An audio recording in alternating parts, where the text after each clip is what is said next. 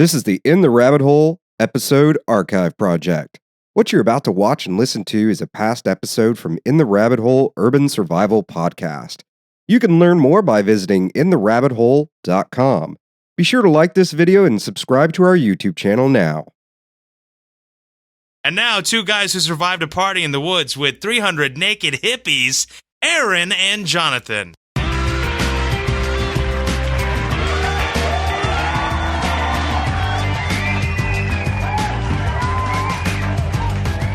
Howdy, and welcome to episode 74 of In the Rabbit Hole's Urban Survival Podcast. In this episode, we survive with a lot of help from Liberty. We're your hosts, Aaron and Jonathan, and you are in the rabbit hole, safe and sound.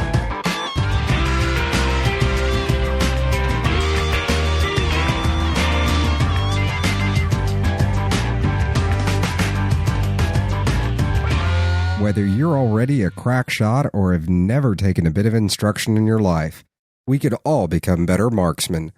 Join the volunteers at Project Appleseed for a day or even a weekend of rifle instruction that is second to none.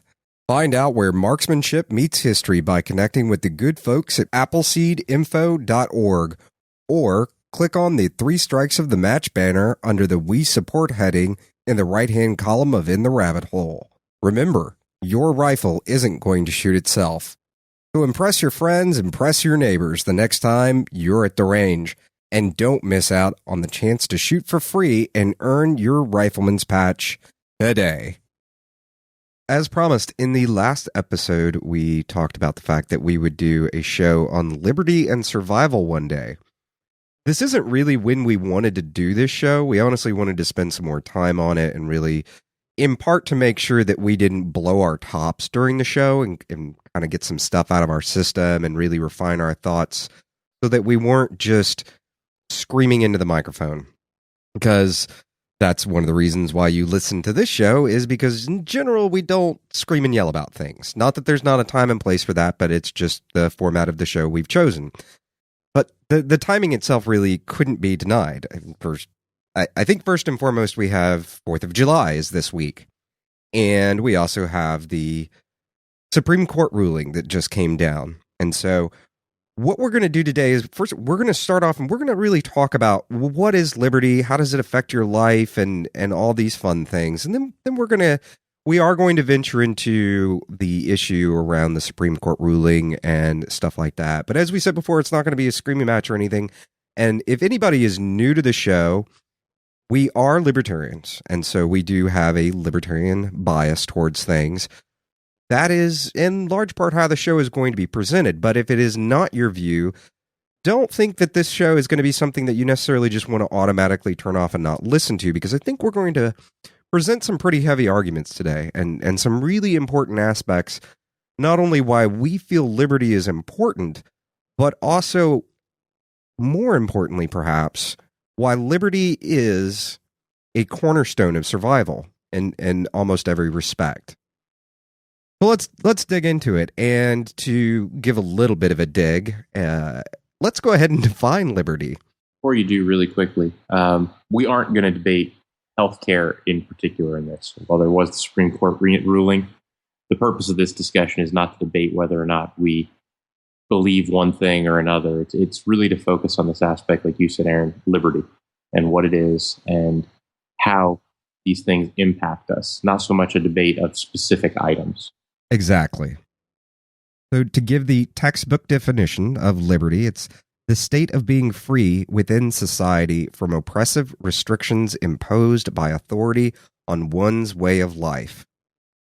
Well, that's just the textbook definition, and that in itself may be enough, but let's dig into it some more. What is liberty? What does it mean for something to be oppressive? What do restrictions mean? I mean, what do all these things mean, and why? And I guess we can also talk about, why is defining things important? And when we take definitions, and taking definitions is a very common practice both in law and in debate. One of the really good reasons for that is that if you define something and you call it out, you can then have an argument about that definition. But there has to come a point where everybody says, yeah, okay, that is what that word means. It gives us all a starting point for a conversation. And it makes sure that nobody can make side arguments that aren't really true or deny the definition once we've established it. If something is oppressive or restrictions, and a lot of this keeps you from being able to do anything or a particular thing. And if it comes down by an authority typically, in the context of what we're talking about here, is going to generally mean a government. And there's a very important point we're going to make about why that's not necessarily a good idea in just a little bit. But for liberty, and especially around 4th of July, and in the context of the United States, that's what this country was founded on. I mean, we talk about the 4th of July being the day of liberty, the day we said, screw you to the king. We're going out on our own, and if you have a problem with it, well, bring your fight. Let's see what happens. To all of our Appleseed friends, we're not going to argue with the date. There's no point in that either. This is a holiday to celebrate the ideas and celebrate that idea of life, liberty, and the pursuit of happiness. Liberty being the linchpin in all of that. Because if you don't have liberty, you can't pursue happiness. And happiness under your own definition, whatever that means. Your definition of happiness and my definition of happiness, I guarantee you when we dig down to the most minute levels, are not the same. I very well probably enjoy doing some things you don't enjoy doing, or enjoy a lifestyle you may or may not agree with. But the moment you say I can't do it, then you have affected my liberty. And that leads us into, where does liberty end and begin for an individual? And there's a really great quote from Oliver Wendell Holmes Jr., and it just sums it up so well. The right to swing my fist ends where the other man's nose begins. We can't just have completely unfettered liberty. I can't go over and swing my fist and hit Jonathan in the face for no reason. And in most cases, for any reason, really. And I think what it really boils down to is my right to liberty extends as far as my realm goes. Meaning, as long as I'm not negatively impacting the other guy's liberty and his rights, then my liberty is there. It goes to this whole idea where if the concept of I own myself is true, then anything that involves me and only impacts me, I should be able to do, as long as what I'm doing doesn't negatively impact the other guy. And there also has to be a line drawn for what does and doesn't impact you. If I do something on my property that just you don't like, that may make you feel bad, but that is also where we've become codependent on one another. And it's that guy over there, I don't like the way that he cuts his grass. And that really upsets me. That is not my liberty impacting your liberty. That is you being overly sensitive and worrying too much about what's going on in my yard and how I cut my grass. And that is a silly example, but it's silly for a point, because when we take things and make really silly examples that are still true, it shows just how silly something like that is. Right, and that is why the founding fathers were intelligent enough to not just say liberty. They put in specific items that we know as the amendments. Things like the freedom of speech is a liberty that is not granted to you, by the way. It's something that you have. It's a natural right, one that you're born with. The freedom to your property, believe it or not, is one of them. The freedom to bear arms, which, by the way, actually translates, if you really think about it, into a freedom of protection. You have the right to protect yourself. You have the right to speak out for yourself. You have the right to your property. These are all things that are actually spelled out pretty well in the Constitution. And the other thing is that they play off of one another. For example, the right to protect yourself applies to free speech. You cannot have free speech if you are unable to protect yourself from someone that feels your speech shouldn't be heard or said. Same thing goes for property, by the way. It's difficult to maintain property when you can't protect said property. Exactly. Because unfortunately, there are bad people in the world. And you do, at some point, have to be able to protect yourself from those bad people. that either mean you harm or mean to take what is rightfully yours away from you. And that can also be taking away your rights from you or imposing restrictions on those that make the right almost useless. And so every imposition on liberty is a roadblock to your pursuit of happiness, life as you would like to live it. Every imposition on liberty is a roadblock to survival. Because as we've defined it in this show, and if we've talked about in this show, we've really we have broadened the just the singular word of survival to be a little more than just staying alive. As human beings, just staying alive is not enough. So that is not survival. So if we have an imposition to our liberty, that is truly an imposition to our survival. If you are unable to live and exist in the way that you want to, as long as it does not negatively impact another individual, then you have affected my survival. And we'll give some silly examples in a while. We're going to try to make this as entertaining of a show as possible today without becoming too somber or too political. Yeah, thank you. Too political. So, but, we can talk about taxes. If you impose a tax on me or I impose a tax on you to try to influence your behavior, the tax itself is not the force. It is the incentive to make you do what I want you to do. There is a penalty involved. I will take away from you financially. It's a fine, no longer a tax. Exactly. If I take away from you financially, I've taken away your ability to have power to do certain things, to buy certain things, to affect change in your life. Our ability to do commerce, our ability to buy preps within the realm of what this show is about and what we're talking about. I mean, if you can't buy preps, and if I put a special tax tomorrow on preps, then I've effectively limited your ability to prepare and survive. An example of this would be, we believe that everybody should be prepping to some extent, right? I think most people listening to the show probably believe that as well. If we decided that we needed to pass some laws that tax people for not being prepared, that we think, our take on that is that would be a fine and would actually be a negative thing. It wouldn't be a good thing. If somebody wants to not prepare, well, that's their right as well. And if we add regulations to that, so let's say we make it a regulation that everyone has to prepare. That's a regulation I might actually feel a little good about and say, yeah, everybody should be prepared. That doesn't make it a good regulation. Because the problem is, I've now told you, you have to now spend your income to prepare. You have to take action. You have to spend your time, energy, and money to go do this. And if you don't want to do it, if you want to say nothing will go wrong, then that's your business. If you want to wind up on the wrong side of a bad situation, then that's your business. I think it's a terrible idea. I think it's really poor judgment, but that's your right. You have the right to be an idiot if you want to. You have the right to be brilliant if you want to. And let me add something to that. It's a great idea to say the regulation should be that everybody needs to prepare. That's not how regulations work. Now the regulation would have to define what does it mean to be prepared. And what it means to be prepared, as we've discussed on this show a million times, what it means for me to be prepared and what it means for you to be prepared may be two very different things.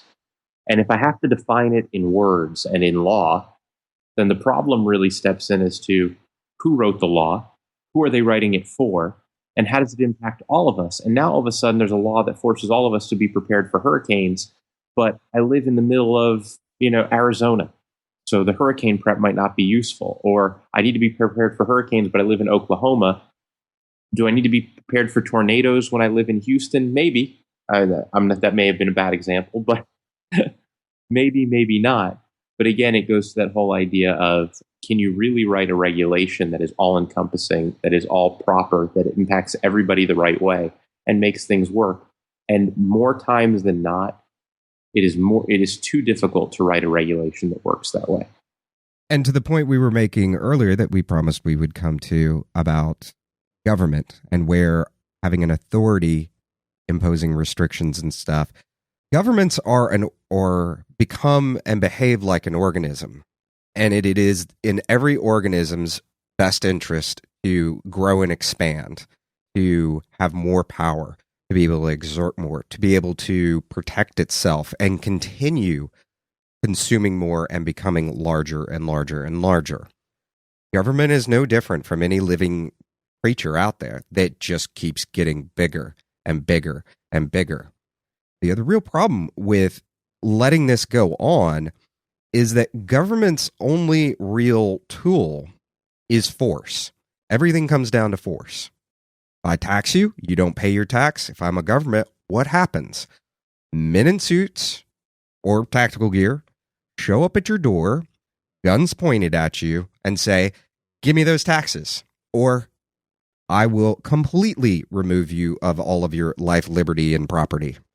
That is always what happens. That is, when we talk about people don't like the IRS, it's, that don't pay your taxes. Oddly enough, the IRS does have a SWAT team, and they will, presumably, if it's big enough or they think they can make enough news with it to make an example of you, they'll show up at your home or place of business, guns drawn. Yeah, they're not just a bunch of CPAs. They're not a bunch of, no. And I mean, at one point they were, and I'm not sure, I can't speak on authority of exactly when that change happened, that they really did become, they did get their own SWAT team, and they did start showing up with guns drawn, because there really was a time, and it was not too long ago, that was not the case. They had legal actions they could take against you, and then a police force or something make it involved. But now they have their own stuff. They have their own power. And every law and everything we enact and everything we do, you've now said the government can show up with a gun and make you do it. Or, they can't actually make you do it. What they can do is give you choices. You can choose to be on the wrong end of that gun, or you can choose to comply.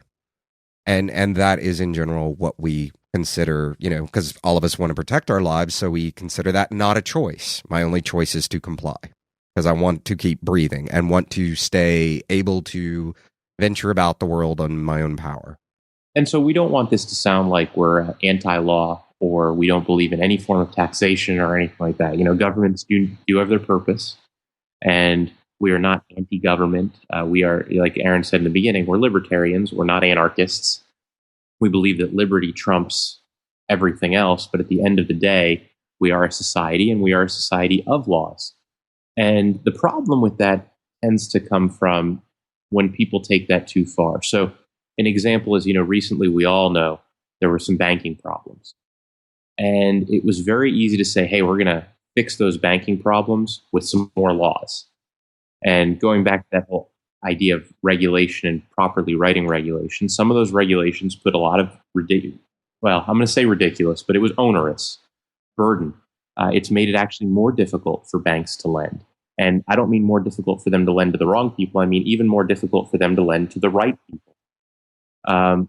So it's that whole idea, the problem that we tend to have with law and regulation is that it's often that there is a belief that a problem that I just saw can somehow be solved from ever happening again if I just pass one more set of laws or one more group of regulations. And Aaron, you put it really well earlier when you said, the laws that I like today are just opening doors to issues tomorrow or things I hate tomorrow. Yeah, exactly. And to back up for just a second as to what you were saying, I think as far as where we come at things, I think and as far as what laws should be in place, are those laws that, and as far as my view is concerned, I mean, John, I'll let you certainly speak for yourself, but as far as my view of where government's place is, all I want government to do is just protect me from the next guy. Just make sure that you protect my liberty. Right. I'd agree with that. It's not government's job to tell me what I need to eat or what I need to wear or what I need to do. It's the job of government to protect me from when somebody decides they're going to walk on my liberty or break the rules of law, meaning contract law and simple things. If I enter into a contract with another person, that person breaks the contract. It's the law. It's the rule of government, the job of government to help me in those cases. It's the job of government to help me in the case of a foreign power trying to do something terrible to me.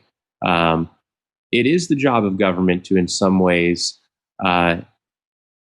actually in every way, really protect our rights and liberties, but not to grant us those rights and liberties. They don't grant those rights and liberties. That's actually the whole point of the Constitution. Again, just going back to that, is the rights and liberties that the Constitution calls out are not there to tell you what the government is giving you. It's there to tell the government what they're not allowed to encroach upon because you have natural rights in those areas. And that's really, I think, where, the difference between, say, mainstream parties and libertarians tends to really be obvious. It's this whole idea that the government is not granting me things. I just want the government to stay out of everything except to protect my rights and liberties. Exactly. And I think that's a conversation we'll get to in a little while about as far as how you and I both wound up as libertarians, and that it's a lot of green hats versus blue hats. Both sides really kind of do end up just wanting to control your life, just different aspects of your life. But to go on to the what you brought up earlier about laws you like today are open doors you hate tomorrow, that is so incredibly true. And you put in a really great quote from Justice Thurgood Marshall, which is, the Constitution does not prohibit legislatures from enacting stupid laws. I brought that up because, you'd mentioned earlier that, you were watching something or you read something about Justice Kagan talking about, this is kind of the fun part. We're going to talk about some potentially silly acts.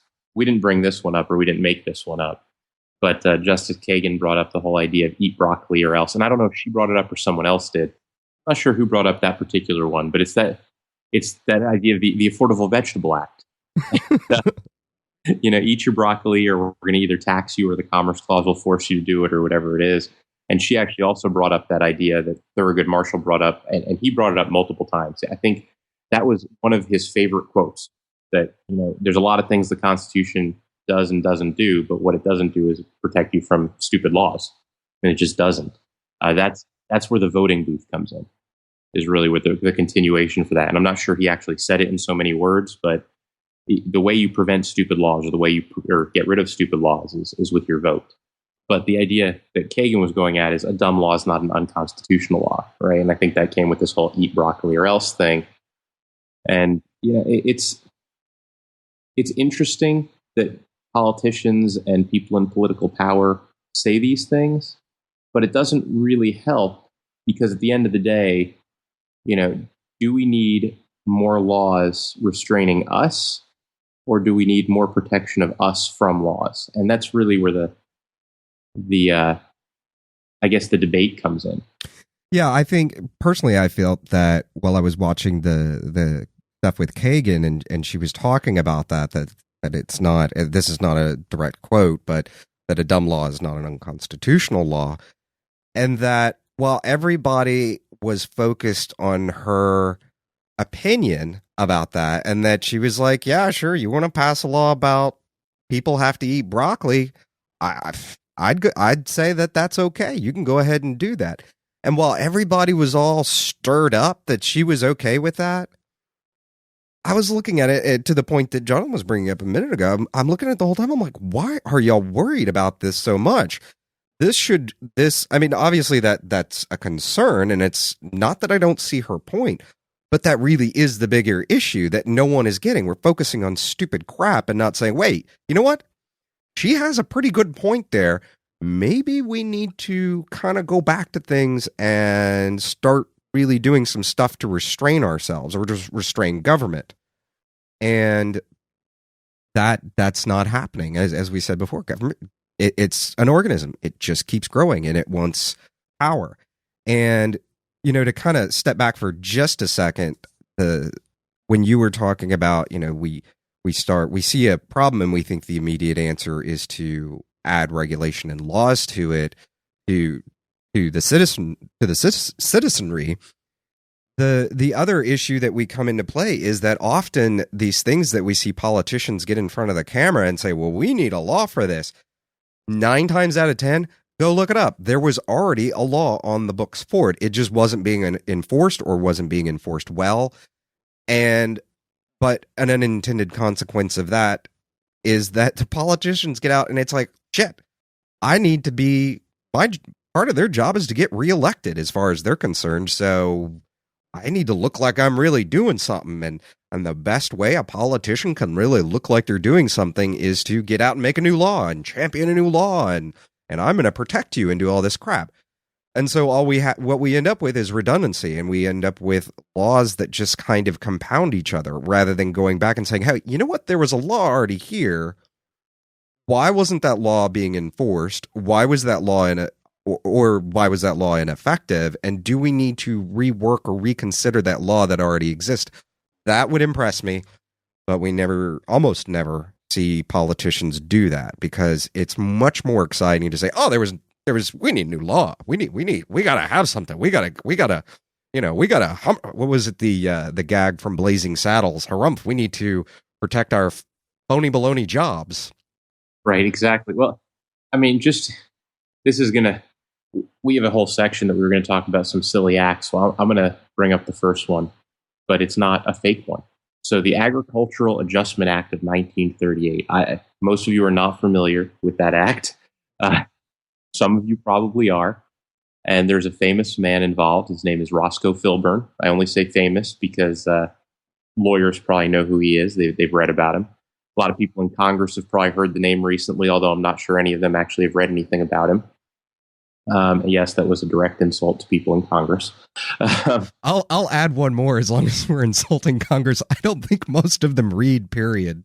I agree with that. So Roscoe Filburn was a wheat farmer. And just to go back a little, the Agricultural Adjustment Act had a great purpose. It was to help the U.S. farming industry, wheat, corn. I think there were some other grains in there also, but it was really mostly about grain. And the idea was to help keep the prices up and to keep people producing, so that way we didn't have variations in production, especially so that during times of need, we were still producing wheat. It's a great cause. We need to be able to feed the people is really what this all came down to. We need to make sure the farmers get money and the people get fed. Well, Roscoe Filburn, a farmer, produced the amount of grain he was allowed and then produced a little bit more for his family. Not a lot more. He went over his allotment by a little bit because the government was telling him he could only produce a certain amount.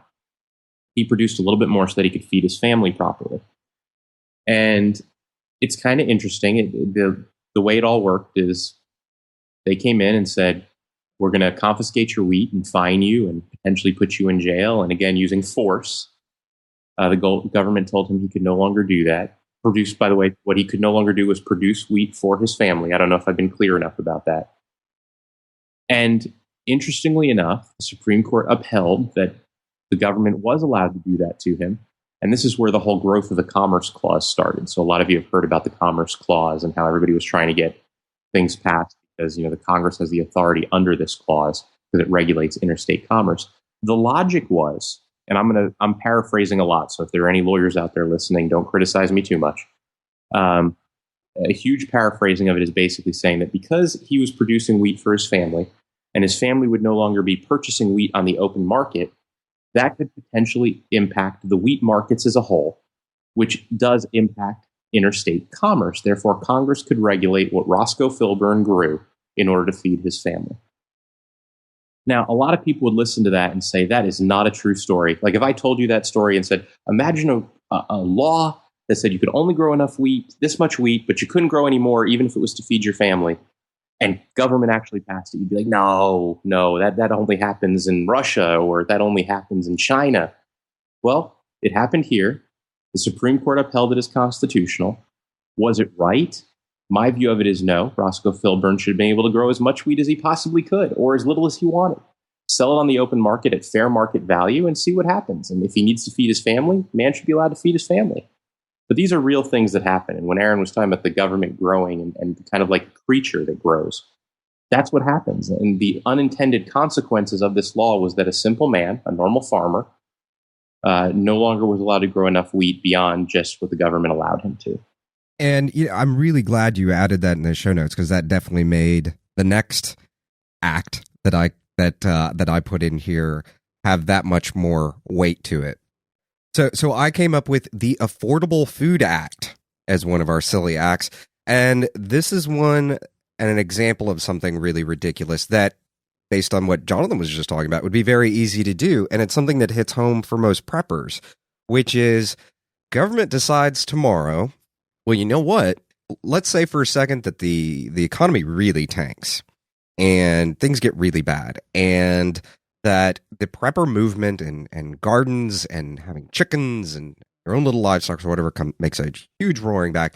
And they go, the economy's having a really hard time, and all these people doing this stuff for themselves, well, that's really hurting the economy. And we're the government. We got to fix the economy. So we better do something about it. So what we're going to do is, all you people with your little gardens and your little chickens, well, no, I'm sorry, you're wrecking commerce. So we're going to take that away from you. You can no longer have chickens because now the chicken farmer, well, you're not buying eggs from him anymore. And you're no longer buying tomatoes from the tomato farmer, and on and on and on. And even if you don't have chickens in your yard, and you're like, well, it's kind of, I live in an apartment or something. Well, how about you folks that live in apartments but have a little tomato plant on your balcony, which I hope you do. I hope you're getting some experience growing and exercising your own food independence in some way. So they take that all away, and you have to buy into the food system because, well, if we just get that money pumping back into the system, darn it, we can get this economy going again. I'll do you one better. Preppers, well, we all store food to some level. I can't imagine somebody would be involved in the prepper community and not store, even if it's just for a week, worth of extra stuff. Well, now what if we say, well, you have all that storage. You have more than you need. Well, you may decide to just live off that for a week or 3 months and save yourself some money. So what we're going to do is we're going to institute an additional tax for any food storages. And if you think that's nutty, well, think about your savings account. You have to declare that on your taxes every year, and you have to pay an additional tax on money that you've already earned, and at some point during the process of earning it, already paid a tax on. But because you're not making that money move, well, we're going to tax you for that because you're just sitting on it, and damn it, you're greedy. And in the same way, they can come out and say, you preppers and your food storage, you're just greedy. So we need to make sure that you get rid of that storage and that you really are staying in there and staying part of the economy. So let's go on to another silly one that I came up, which was the Affordable Transportation Act. And that is, we own, what is it? The United States government now owns a big chunk, and has for a little while now, of GM. Actually, correct myself for a second. Do we still own GM, or did we get paid back, or? We still own a big portion of GM. The unions own a big portion of GM. There's also a public ownership of GM, but overall, the U.S. government owns a big portion of GM. So okay. So yeah, your Affordable Transportation Act stands. Okay. So now I've decided that, all right, it still stands. We still own a piece. Well, as the American public, GM is an institution of the United States, and it's too big to fail. So you people with your Subarus and your Mini Coopers and your smart cars, well, I'm sorry. That's not going to work here, because we need to make sure that you support GM, and we've got to keep GM going.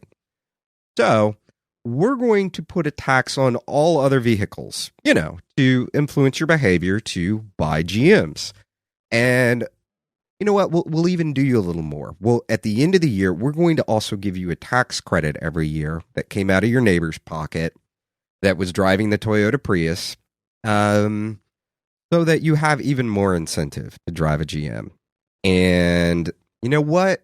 You people that live close to work and are really thinking that the way to be a good steward or shepherd of your environment is to ride a bike or walk. Well, now we're going to tax you for not buying a vehicle.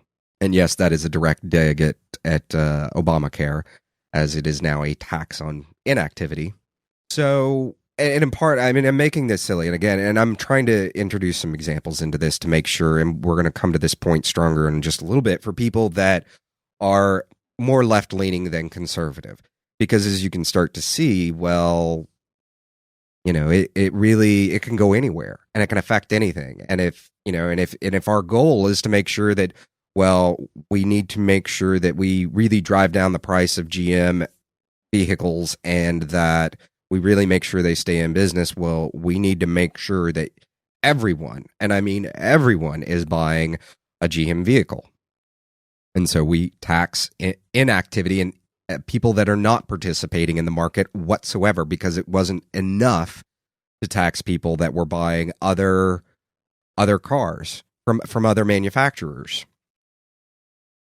So we've got one more to really kind of drive it home and to add a little bit of levity to it, which is the Affordable Tactical Weimaraner Act.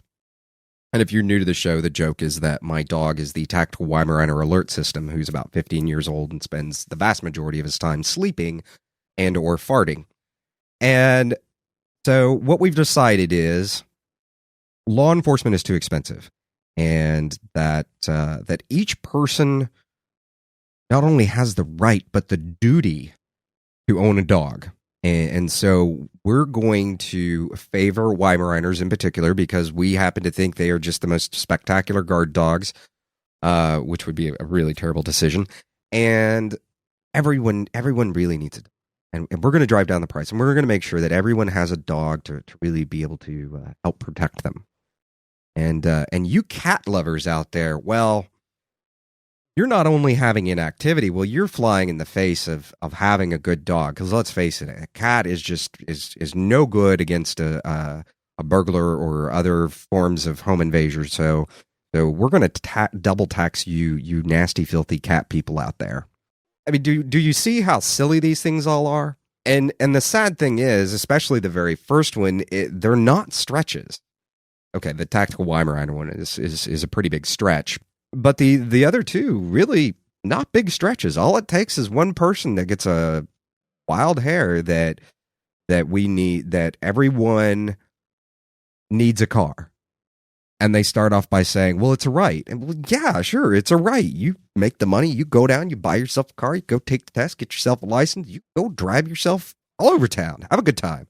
But what ends up happening is we twist rights into imperatives, that you absolutely must have it. And I think that's another big issue that we run into when we start playing games with words. Well, you wait. The Weimaraner lobby is going to get a hold of this show. You all have a tax burden placed on us. Thanks, Aaron. Yeah, my pleasure. My pleasure. You know, those Bostons that you have, they're nothing but ankle biters. They're not going to be effective, and you're going to end up taxing the police force entirely too much, calling them too often. That's the plan. Yeah. So we're going to tax the snot out of you for having those Boston Terriers. And if you get the idea that you're going to get a cat, well, that's just doubly bad. So, but I'd like to. We've talked about being libertarians before, and I thought it might be interesting to throw in a little bit of background. And Jonathan can throw in his too, but I'm going to throw in something that may surprise people, because in general we talk about the fact that we're libertarians just so that people really understand, hey, look, these guys do have a bias, and when you listen to us, you are listening to a slant, unlike media who claims they don't. We're not going to lie to you, and we're not going to be jerks about it. We're going to say, look, we've got a slant. We have a bias towards liberty, and you having and me having as much liberty as possible.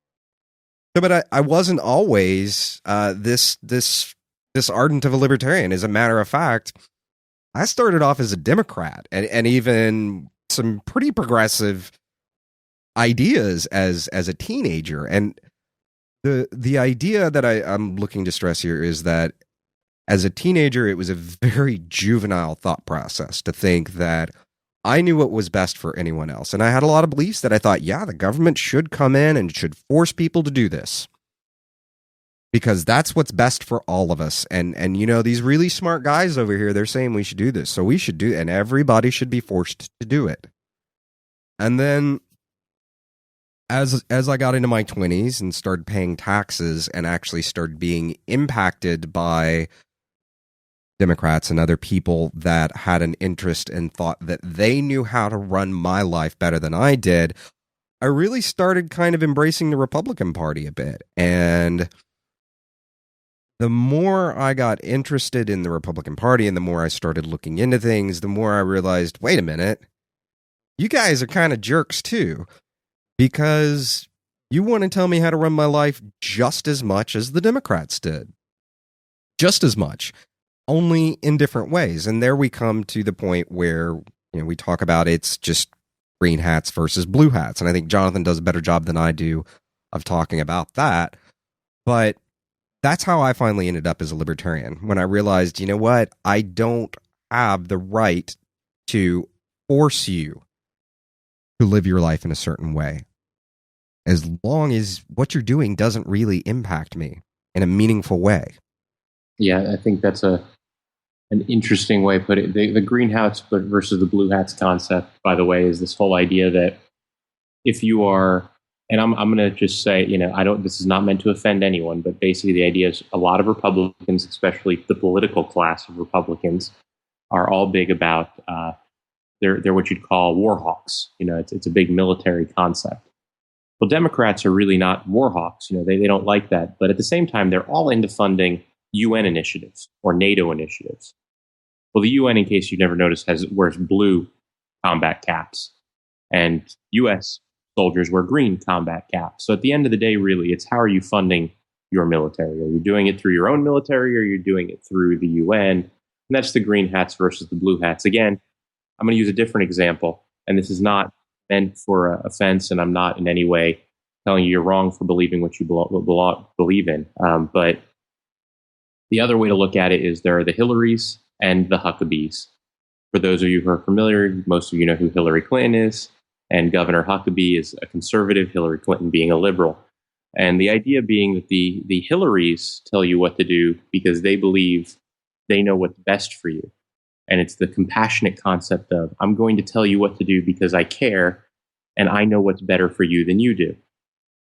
The Huckabees have a slightly different view of the world, which is, I'm going to tell you what to do because a religious dogma of some kind, whatever it may be, and again, not judging anyone's religion in any way, a religious dogma of some kind is going to tell me what is right for you. And therefore, that's why I can tell you what you have to do, because religion tells me so.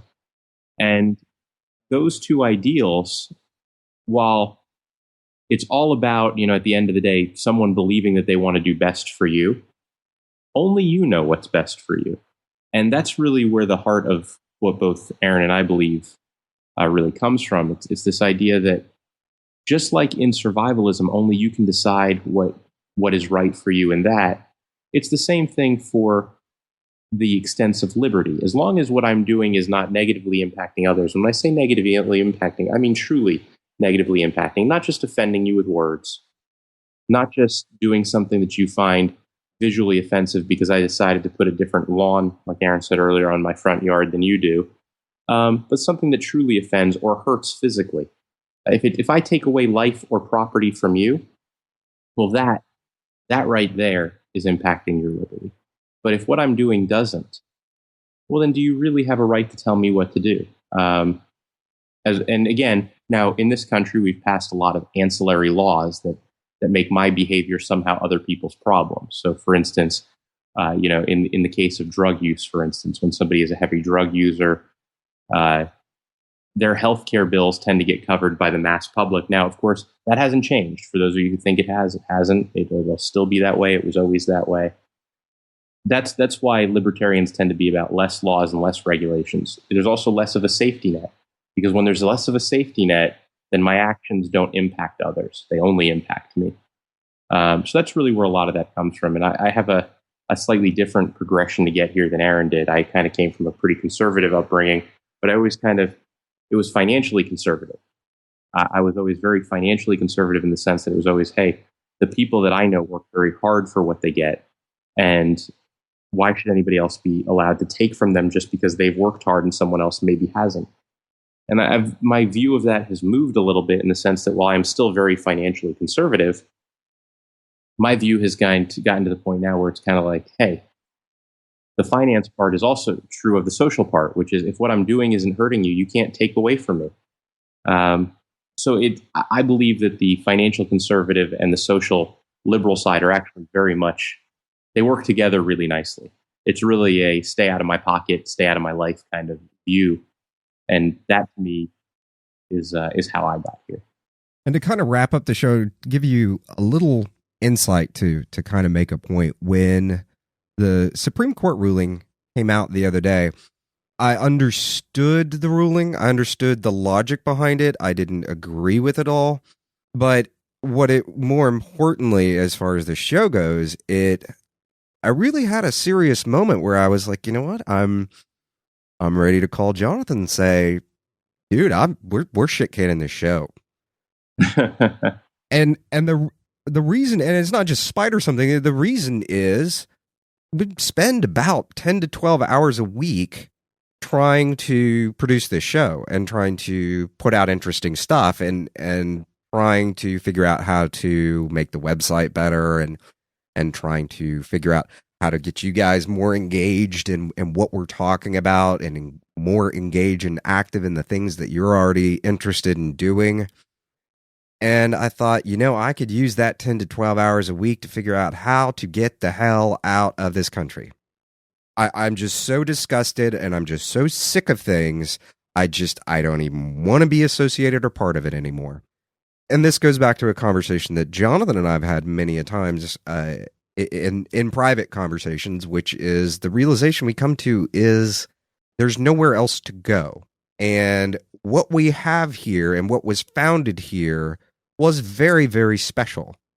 Every country is its own experiment in its own variety of government. And this one was really largely about liberty. And that's still a good concept. What we've done is, over the years, repeatedly thrown monkey wrenches in each other's liberty. And so I came to the conclusion before calling Jonathan and saying, let's pull the plug. I'm done. I got to spend this time somewhere else. Is that I realized, it's time to, if you're somebody that sits in front of the TV, as Dan Blackford once talked about on the show very early on, when he decided to finally get involved and really take action, was there comes a point in time where you just really, you're gonna have to take being pissed off and hope, and maybe it gets you pissed, something gets you pissed off enough that you get out and actually actively do something.